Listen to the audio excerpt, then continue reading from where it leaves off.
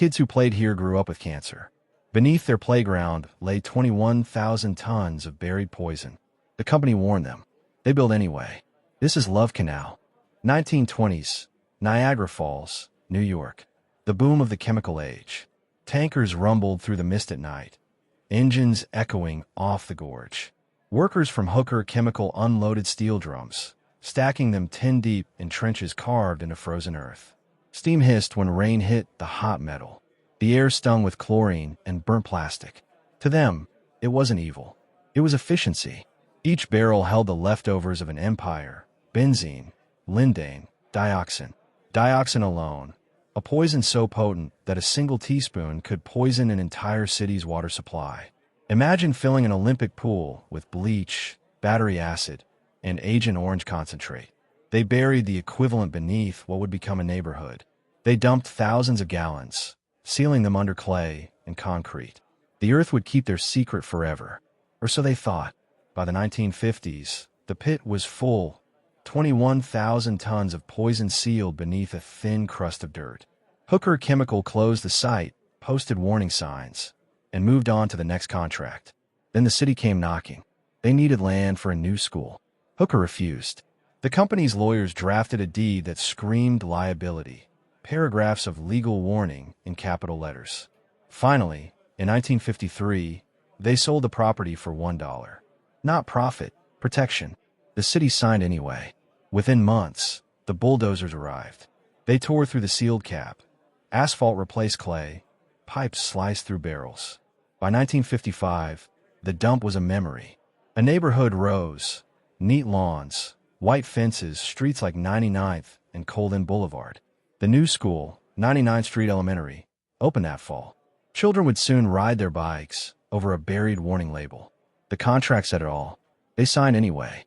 If you found a warning buried in your land deed, would you ignore it or walk away? 1955, Love Canal looked like the American dream. Fresh pavement, shiny cars and driveways. Kids chased sprinklers. Mothers hung laundry, and fathers mowed perfect lawns over ground that hissed beneath the soil. The city called it progress. Hooker Chemical called it history, and the families who moved in called it home. On humid days, rainbows shimmered in the puddles, not from sunlight, but from oil rising through the cracks. Basements reeked of nail polish remover and rotten vegetation. Parents painted over black stains that crept up their foundation walls. They didn't call the city. They called it dampness, bad drainage, summer humidity, anything with a simple fix. A woman scrubbed her basement floor. The rag turned black. Upstairs, her son's nose bled for the 3rd time that week. She blamed the dry air. Denial became a ritual. Every time the ground bubbled, they told themselves it was just the rain. Every time a new family moved in, the neighbors said, "You'll love it here." At PDA meetings, someone would mention the smell. The room would shift. Someone else would change the subject. By the end of the night, it was just bad plumbing. Nothing to worry about. But the truth was already seeping out. A patch of acid-bleached soil scarred the ground behind the swing set. The kids were told to stay on the wood chips. Gardeners noticed their tomatoes grew twisted and bloated, bursting with fluid, their leaves brittle as scorched paper. Still, life went on. Block parties on poisoned streets, school photos on contaminated lawns. The most dangerous thing here wasn't the poison. It was the comfort, the illusion that safety was something you could pave over. Imagine knowing your home is sinking and telling yourself it's just settling. Then the mothers started keeping journals. 3 miscarriages on the same block. 7 kids with asthma at the same elementary school. The pattern was impossible to ignore. By 1976, someone finally called the press. If your neighbors started whispering about strange smells and dying gardens, would you believe them or keep mowing your lawn? The first sign wasn't a headline. It was a smell, sharp, metallic, sweet enough to burn your throat. When a black sludge began bubbling up through the playground soil, the city called it swamp moisture. But one reporter from the Niagara Gazette, Michael Brown, didn't buy it. He found a 1953 deed buried in county archives. The warning was right there, in capital letters. Do not disturb the canal bed. They did. Parents pulled their children back from the swings as the ground hissed and split. It wasn't mud. It was benzene, chloroform, and dioxin, names that sounded like chemistry class until they were eating through your boots. By 1977, Brown's expose had gone statewide. Cameras arrived that summer, filming children walking to school in rain boots, stepping over oily puddles that ignited in the sunlight. The government sent inspectors. Men in clean suits collected samples while residents stood behind yellow tape, their homes just meters away. Officials called the fumes minor seepage. Then the test results came back. More than 80 toxic compounds, many tied to birth defects, miscarriages, and cancer. The soil wasn't just contaminated. It was a slow-motion eruption, decades of buried waste finally breaking through.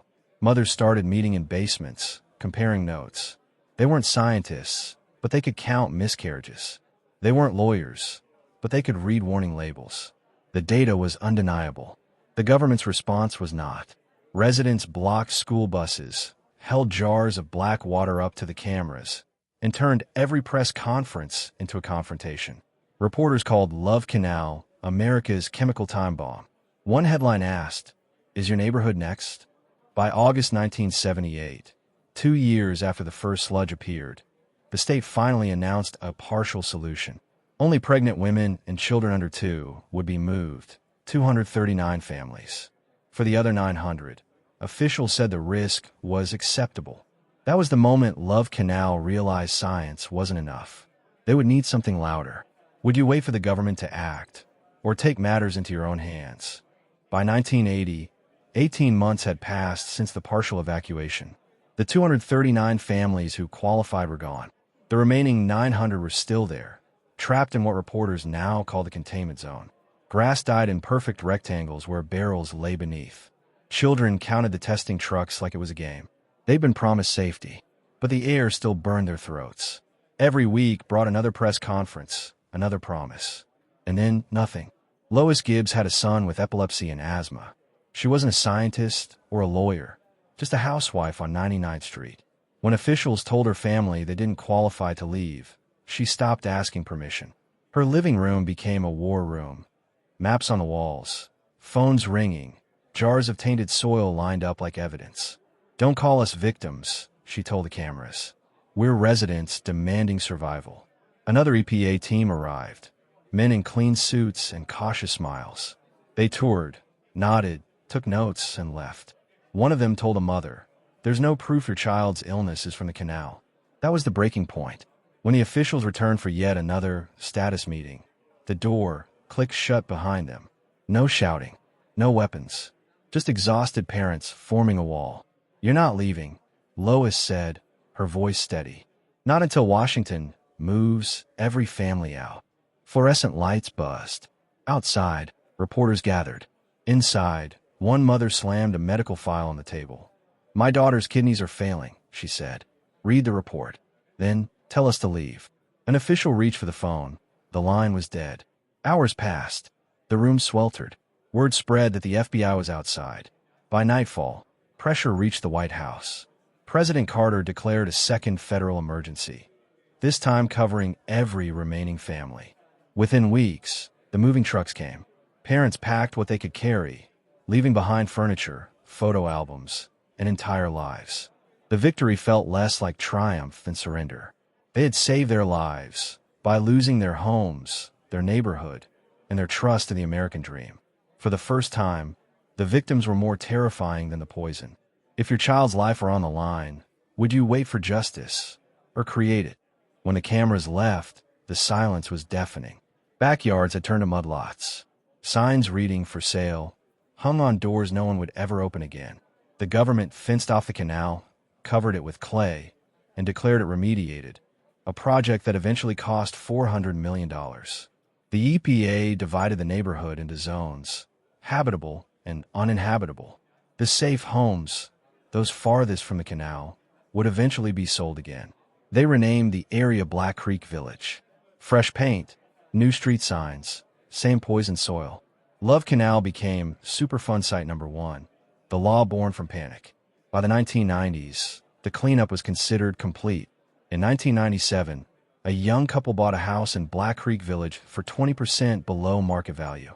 The realtor handed them a disclosure form. Former Love Canal site. remediated per EPA standards. They signed. 2 years later, their daughter was born with a cleft palate. The doctors said it was genetic. Probably. Would you take that deal? 30% off a home, with a warning label attached? Lois Gibbs didn't stop after Love Canal. She carried evidence from kitchen tables to congressional hearings. By December 1980, her fight helped birth the Comprehensive Environmental Response, Compensation, and Liability Act, better known as Superfund. Across the country, towns built on forgotten dumps began testing their wells. Families discovered invisible histories seeping through soil and water. More than 1,300 Superfund sites exist today, some beneath schools, parks, and neighborhoods. Comfort has a short memory. Contamination does not. Right now, someone is pushing a stroller across a park built on a landfill from 1952 to someone else is grilling in a backyard where a factory once leaked mercury into the soil, but a developer markets luxury condos on remediated industrial land. The disclosure is buried on page 47 of the contract. Love Canal wasn't unique. It was just the first time we looked down. What's the most toxic place near you? Comment the city below. Let's map this together.